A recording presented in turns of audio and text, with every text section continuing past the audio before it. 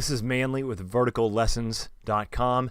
We're going to dive right into the daily planner page and each tool within this page so that you can get more clarity and build more momentum so you can accelerate your results in every area of your life. I promise you it's worth taking a pen and writing it out on this paper. I'm a big systems guy. I'm going to mention where you might still use a tool, as an example, your calendar, and what this is intended for, what it's not. So top left, let's start out with the date. The reason the date field is open and blank is so that you can restart this process whenever you fall off the horse. We're human. There are going to be days when you don't get it done and for whatever reason, or you're on vacation, so you can restart whenever and then just start writing the date and get going with step one. Every single day, first thing I want to invite you to do is start your day with gratitude. Write out 3 things at the top left here that you are grateful for. This has been scientifically proven to actually shift your brain chemistry and increase those brain chemicals that actually make you feel better about life. It puts you in a more positive mood and focuses you on the good stuff in your life and starts your day off with a significant amount of momentum. Excellent way of starting things off. I've tried it, a variety of different systems and different ways of going about it. This is really simple. Just write out the first 3 things that pop up. One thing I would invite you to do is considering writing something simple, like being grateful that you have clean water come out of your tap, or that you're laying in a comfortable bed, or something that you might just take for granted. It doesn't have to be something major. The other things that are pretty obvious, I think, hopefully will come up for you are relationships or people. But whatever pops in your mind, you're grateful for whatever it is that particular day. Write those 3 things out. That's step number 1. And then right below that, we're going to see this next section. It says, today I am feeling. The reason that is there is so that you can drive some awareness around your just general mindset for the day. How are you starting out? Are you feeling physically a bit beat? Are you feeling good? Are you feeling emotionally, maybe you're overwhelmed or happy or stressed or anxious or upset about something? The reason it's critical to bring some awareness to this early in the day is that it enables you to do one of 2 things. Either A, if you see that you're in a good place, then what can you do to amplify that? And just driving some awareness around that will help you amplify that positive awareness if it's a good situation you find yourself in. The flip side of that is when days you wake up and you don't feel well or good, and it gives us an opportunity very early in the day to say, okay, if I'm feeling this way right now, what can I do about it with intention to direct this day in a way that's going to make the most of it for me. Today is a great example for me where I woke up feeling under the weather, and on top of that, I'm just feeling a little funky. I'm in the weather, like this winter thing, and it was pouring down rain outside, incredibly nasty day, and so I just drew some awareness around that, like, okay, not the best start to the day. What am I going to do about it? Next section. There's a whole vertical lesson about this at the beginning of the physical journal, if you have the full copy, and there's some deep content around this, but quickly, the idea of the declaring your current climb is one initiative to have clarity and focus on that you're going to move forward every day no matter what. As Stephen Covey taught us to focus on things that are highly important, they may or may not be urgent, but it's something you know is going to make a difference and an impact in your life. So declaring this current climb, this current initiative for any length of time, it may be something that lasts a day or a week. It might take months if it's a bigger project. I had, as an example in my book, was my current climb for 18 months.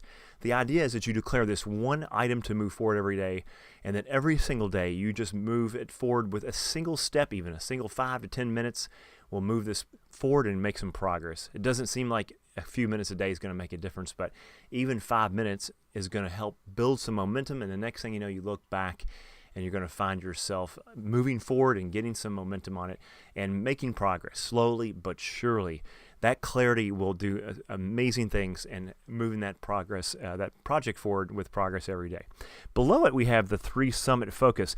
These should typically come from another exercise that's on the back page of the single page planner, or every 7 days in the handwritten physical journal and planner is a chance for you to reflect on and get clarity on what are the 7 summits for you for this 90-day period that you want to focus on.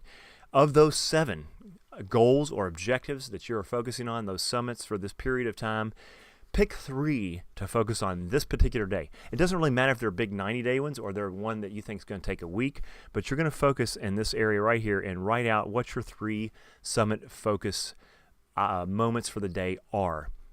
Write each of those out, and then at the just a high level, what they are so that you can get focused on those. The next section is directly connected to that, and that is what 3 most important tasks will move those 3 summit focuses forward today. So typically tactical or a strategic move, very specific about something that's going to move you forward on that goal that you wrote out in the previous section. Next section on the left-hand side here, the last one before we move over to the right-hand side of the page, is the Get on Belay section. This is a cornerstone of my work, and another one that's a full-blown vertical lesson at the beginning of the planner and journal. I've got below here, I'm going to give you a link to a deeper dive lesson on the belay if you're not familiar with it at all. The quick overview is this moment in which you're getting some clarity on who in your life that do you need support from today to accomplish everything you're trying to accomplish. You're going to write down who that person is, and then you're going to actually connect with them in some brief but meaningful way with intention. So as an example, maybe it's just a text message. Ideally, you would meet them in person, or you might phone call them. But you're going to just reach out to that person and serve them in some small way. Just let them know you're thinking of them, asking them if there's anything you can do for them. Let them know that they crossed your mind, whatever it is. Now, again, this is the person that you need to support you. The second question prompt there says, who needs me on belay today? This is the prompt to help you just examine for a moment who's that one person in your life that you need to reach out to, that you want to give a helping hand to, or just let them know you're thinking of them, whatever the language is for you. Maybe you're more direct. You're like, hey, what's getting in the way of you getting it done today? I got your back. Whatever that is, however you want to go about it. You write out that person, and then you're going to commit to connecting with them. And again, a brief, ideally in person, but make it brief. And the reason I always emphasize that is the time factor can really be an excuse to get in the way of making this connection. A lot of days I'll say, well, I don't have time to reach out to my dad or my friend or this business colleague or whoever that is. But it doesn't take that. How long does it take really to do a quick text message or make that phone call? You're probably going to leave a voicemail anyway, but it doesn't take as long as we would sometimes make the excuse up or allow it to talk us into not doing it. So you commit to connecting to those 2 people.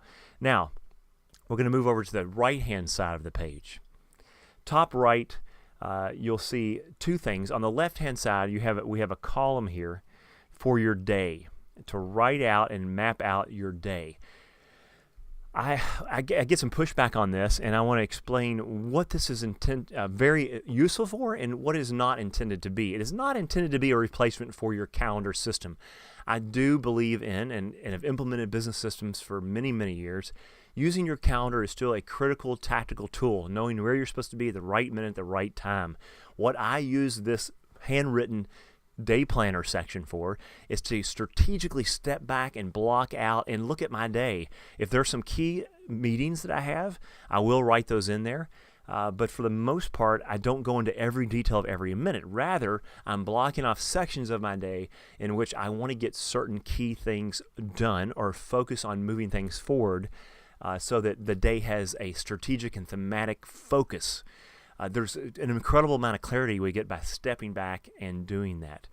So write out and block the sections of the day that you know you want to have a certain focus or theme in your day planner. And if you've got a specific area where it's really critical, key moment, you can write that in as well. The last section of the AM routine here is on the right-hand side, and we have 2 components here. One is the prompt at the very top where it says, uncomfortable but worth it. After you have gone through the process of getting clarity on your day, you've now looked at your current climb, you have declared the 3 summits you're going to focus on for the day, and then the tactical, most important tasks that are going to move you forward on those. You've also focused on the 2 belays that you want to reach out and do intentional strategic connections with. Who are those people? And then you've blocked out strategically your day. Then I want you to step back and ask yourself, of all these opportunities you have in front of you that you've mapped out, what is uncomfortable but worth it? It could be the belay, someone you want to reach out to, you feel like you need to, but you don't really want to, or you don't feel comfortable reaching out to them, or maybe it's that current climb. Maybe it's a tactical move on one of those objectives. Whatever that is, maybe it's a meeting that showed up in your planner. I want you to identify that area that's uncomfortable but worth it, which is a lesson in the beginning of the journal as well, to really get clarity and help you get some focus on why is it going to be worth you doing that, because just because you write it out on this page does not mean you're going to actually execute it. So it's going to help you, give you some emotional momentum towards actually doing it. Why would it be worth it? And just at the very least, identify that opportunity for the day that's the most uncomfortable. It's all about growing your comfort zone and stretching it and just being intentional about that, and this will help you tremendously.